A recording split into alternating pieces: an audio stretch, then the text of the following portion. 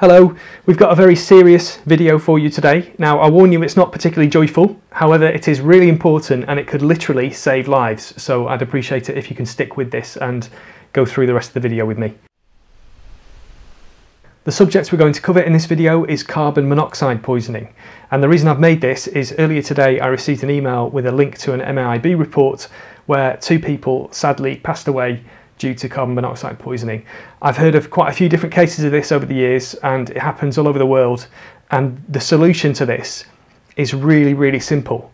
So there is no reason for this to happen to any other people. So that's why I want to cover this subject. We're going to talk about what carbon monoxide poisoning is, how it occurs, how we can avoid it, and hopefully we can raise awareness of this. If you share the video with other people too, then hopefully we can avoid this tragic situation happening to any other families. Okay, this is the link that the email led me to today: carbon monoxide poisoning on motor cruiser diversion with the loss of 2 lives. So of course, if you know the people involved in this incident, then you can stop watching now. But for anybody else, we can learn a lot from this report. So we're going to cover that in the video, and we're going to ensure that we don't allow this to happen to us or hopefully anybody else that we know, because we're going to share this information with them. So just a quick cursory look. Here are some other examples. I don't even need to read them out, you just scan across them yourself. But yeah, this is happening across the world. It's actually quite common and it's completely preventable.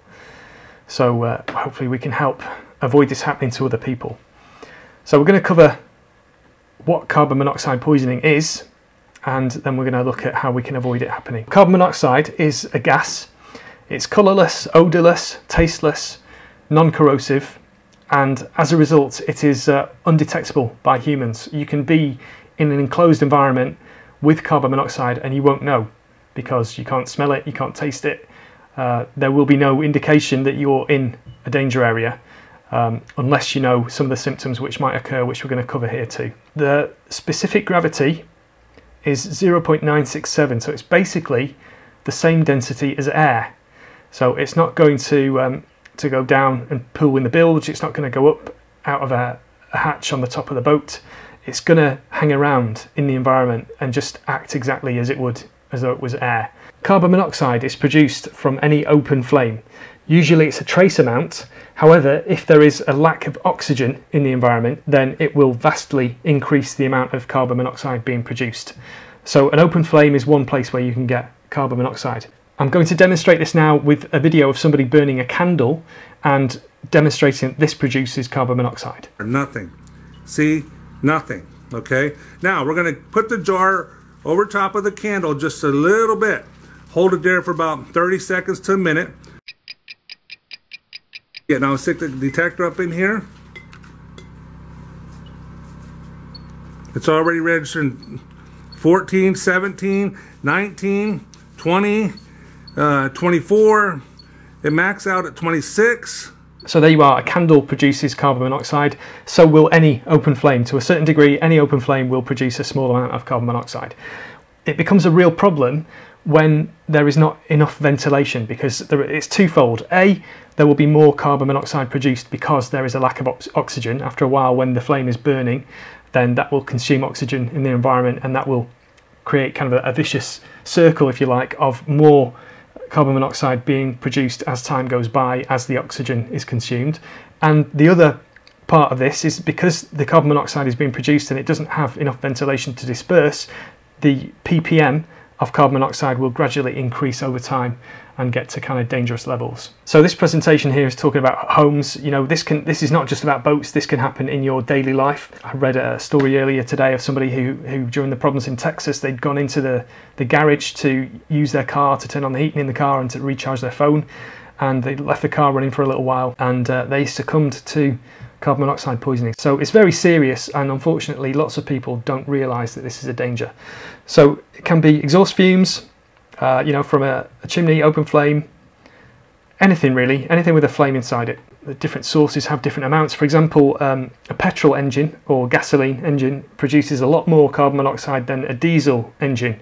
So if you've got a leaky exhaust on a petrol engine inside a boat, that is more serious than a diesel engine, but you can still get carbon monoxide poisoning from diesel engine fumes, so it's not to be discounted. Now this presentation talks about the relationship of gas in the air to that of the blood, and basically 0.1% of gas in air will produce a blood saturation of 50 to 60% in 2 to 3 hours, and 0.1%, what's that, 1000 ppm. That's how little carbon monoxide it takes to produce a potentially deadly situation.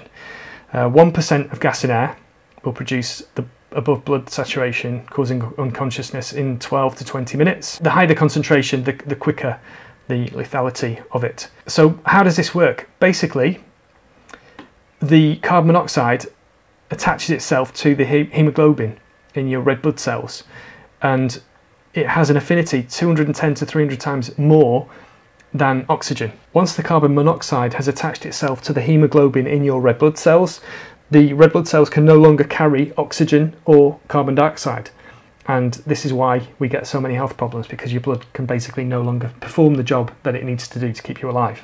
Now it's very easy to see how this becomes fatal, because if you're in an environment with carbon monoxide, you won't know about it, you won't be able to taste it or smell it, and you'll start to feel drowsy, you may feel a bit nauseous, you won't feel very well at all, and the first thing you would want to do is go and have a lie down. That's the natural thing to want to do if you don't feel well. And unfortunately, if you go and do that and the source of carbon monoxide is not removed, then that may be the final time that you go and lie down. However, the solution to this is really simple: having a functioning carbon monoxide alarm in any environment where you may have carbon monoxide. So if you're in a boat, you can fit a carbon monoxide detector. They cost about $15. The batteries can last a very long time, depending on what model you buy. You can obviously check that when you buy it. But basically, if you've got that, then if you've ever got carbon monoxide for any reason, then the alarm will go off and alert you to that problem before it becomes a health problem. So this is the point that I'd like to stress in this video. If you don't have a carbon monoxide alarm on your boat, I highly recommend that you get one. We've had one since the beginning. They're about, $15, something like that. They're not expensive, and yet they can save your life. The conditions on board the boat dictate when carbon monoxide may or may not be produced. We're going to cover this. We're going to go into the Mib report because it's got some really useful information in there. But it's important to note that in a certain set of circumstances, the equipment on your boat may not produce any carbon monoxide. For example, if it's a nice sunny day and you've got the hatches open and you're cooking away inside your boat, then you may not have any problems at all with carbon monoxide. A day or two later, if it's raining and you've closed all the hatches, unless you've got adequate ventilation on your boat, that same stove being used in the same way could then start to generate carbon monoxide. And of course, because you've got the windows closed, not only is there going to be more carbon monoxide generated because of the lack of oxygen, but it's also going to start accumulating, and that's where you can start to get problems. Okay, we're going to go through this Mib report. I'm going to leave a link in the video description, so if you want to look at this yourself, it is interesting. It goes into fine detail about what happened, and it helps us understand how we can avoid this ever happening to us. So this is the vessel in question, Diversion. There's a forward cabin and a main cabin, and the diesel heater was under here in a panel underneath the steering console. So if we look here at the diesel heater, basically this has a pump which pumps diesel into the combustion chamber, and then that burns. The exhaust gases exit through this exhaust and get vented outboard, and then the warm air, there's an air intake which takes air in from this space here. That air is then heated through a heat exchanger, and then that goes through into the main cabin, which is here through these vents, and the location of that is just behind here, behind the steering console. So what they found here was, this is a non-marine silencer, and unfortunately this, they believe, is what caused the leak. It's a combination of different things. So the fitting on the outside of the boat was a different diameter to the fitting on this silencer, and that led to this incorrectly sized hose being used, and this was leaking here. And also there was a gas leak in this silencer because it's spot welded, and also the condensate drain. But basically this was never designed to be put into an enclosed area. This is from a truck, I believe, so that would be in the engine bay, and any tiny little leaks wouldn't cause a problem there because they're vented to atmosphere, whereas here it was inside an enclosed area. And again, this report goes into quite fine detail, but basically what they found was that this cabin grille, which you would never have known unless you opened it and looked, it had dust in the holes. So the holes here were partially filled with dust. So the volume of air being taken into this enclosed space was reduced by that too. As is so often the case with accidents, it's kind of a whole series of things which combine to make a set of circumstances where something like this can happen. I do recommend that you read through this report. It goes through other similar incidents too. So what can we learn from this as boat owners and as people in general? Well, the first thing is awareness. If you're aware of the fact that carbon monoxide can be generated by any open flame, and if you're aware of the fact that you can start to feel drowsy and nauseous and lethargic as a result of this, of inhaling it, and this can occur over a longer period. It can be a kind of a chronic thing that over months you might start to feel. Every so often you might get these symptoms, and it could be the boiler that's operating incorrectly.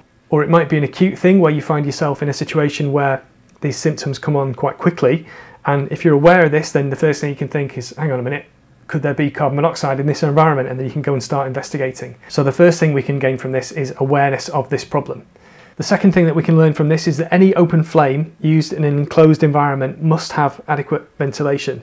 It's really easy to see how this happens. If somebody's cold, they may choose to use an open flame to warm themselves up, and then they may also decide to block off the vent if there's a cold draft coming in, or put a towel under a door or close a window, whatever the case may be, and then unwittingly they can then create the perfect storm of conditions for carbon monoxide poisoning to occur.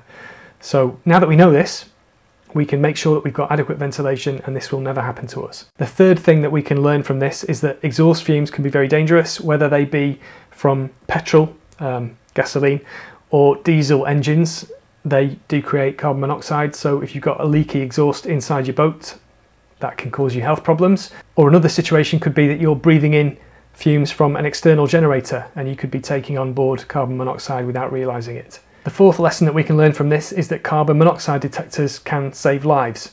So if you don't have one on your boat, I recommend that you go and buy one, and you may wish to consider fitting one to your home too. If you've got a gas boiler anywhere inside your home, then you may wish to invest in a carbon monoxide detector because they're cheap and they can potentially be lifesavers. I'm going to leave some links in the description of the video to some useful information about this.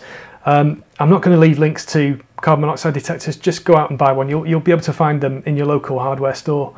Give them a hand. Amazon have made enough money over the last year. Give your local store a hand to stay afloat. And yeah, go and get yourself a carbon monoxide detector and keep yourself and your family safe. Check out the other videos on our channel before you leave. We've got lots of useful things, and hit that subscribe button and hit the bell if you like what you see. Okay, thanks for watching. Hopefully we'll be back on the boat at some point. And yeah, we'll see you again soon. Okay, ciao for now. Bye bye.